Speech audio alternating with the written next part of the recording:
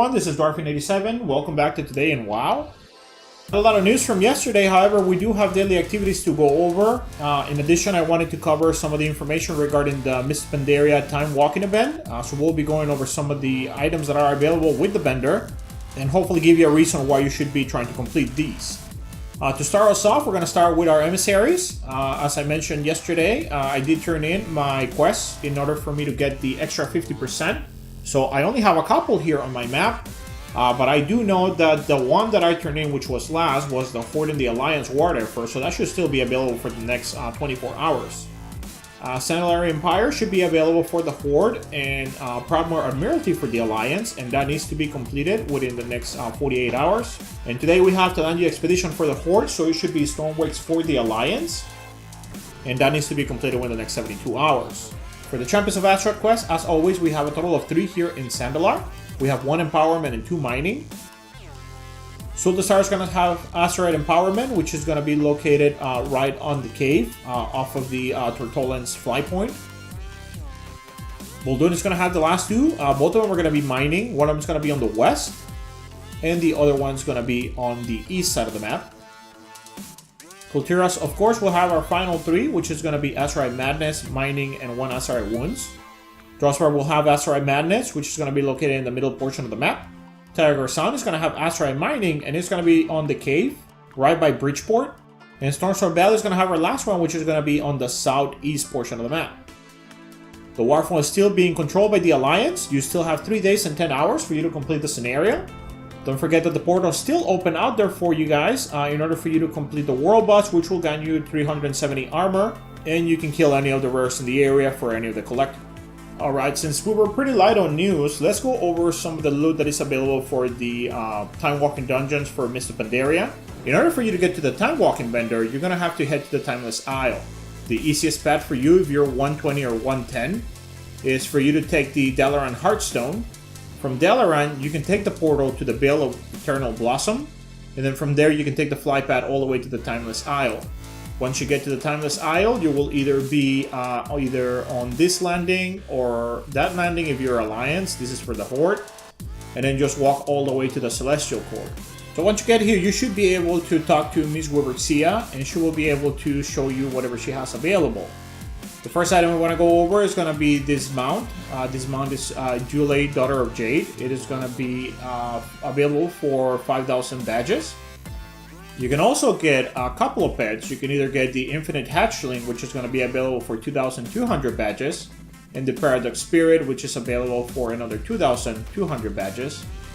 You can get the Adopted Puppy Crate, which is going to be a toy for 1,000 badges.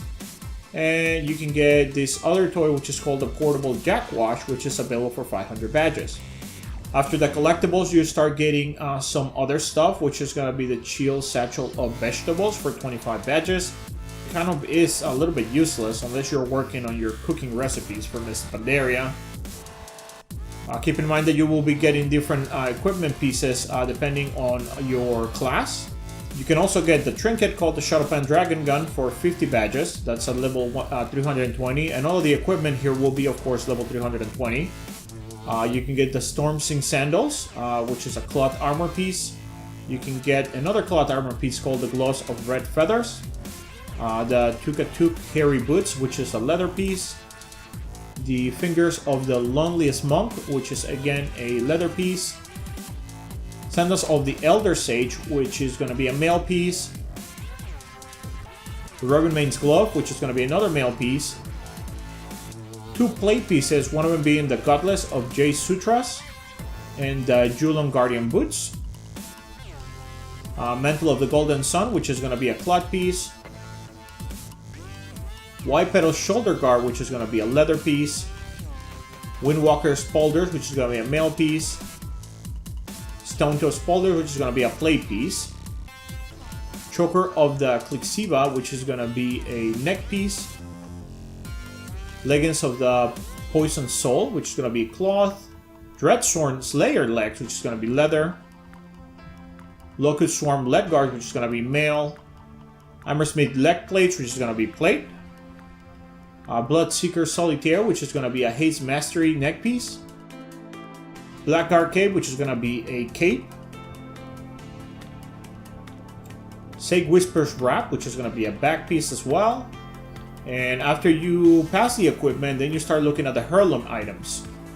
Just like for every reputation vendor for Time Warp badges, you get the Ancient Heirloom Armor Casing, the Time Worn Armor Casing, and the Weather Armor Casing, which will allow you to go from 90 to 100 to 110.